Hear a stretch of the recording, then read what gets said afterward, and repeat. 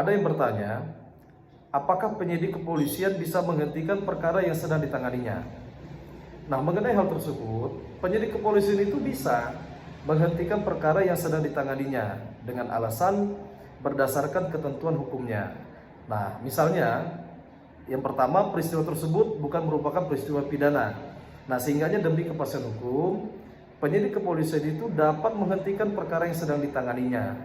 Nah, yang kedua, misalnya, peristiwa tersebut tidak terdapat cukup bukti.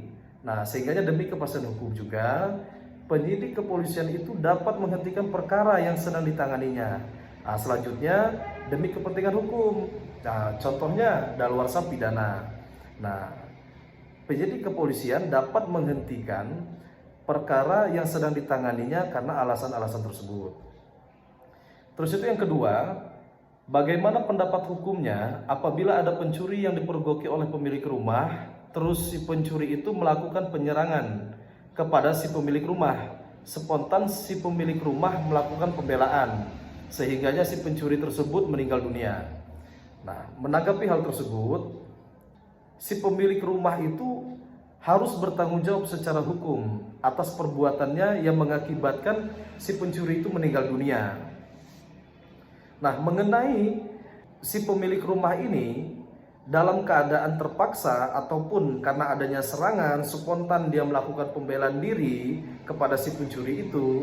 Nah, akan tetapi perbuatan yang menyebabkan meninggalnya dunia si pencuri itu harus dipertanggungjawabkan dulu secara hukum kepada si pemilik rumah. Nah, sehingganya adapun mengenai keadaan terpaksa ataupun adanya serangan, tidak adanya niat si pemilik rumah, ini nantinya dibuktikan di pengadilan.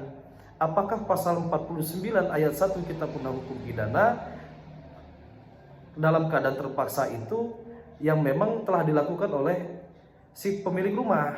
Nah, seumpamanya di dalam pasal 49 ayat 1 dalam keadaan terpaksa si pemilik rumah ini nanti akan dilihat dari bukti-bukti yang akan dipertimbangkan oleh majelis hakim di persidangan.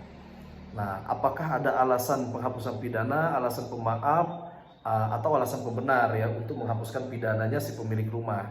Nah, seumpamanya si pemilik rumah itu ternyata ya memang benar secara pembuktian dia dalam keadaan terpaksa, tidak ada niat, udah itu adanya penyerangan secara spontan, ya kan, yang memang yang akan membahayakan nyawa dia, ya kan. Nah, dari situ sehingganya putusan untuk si pemilik rumah ini nantinya dia lepas dari segala tuntutan hukum. Nah, mungkin begitu ya jawabannya sementara.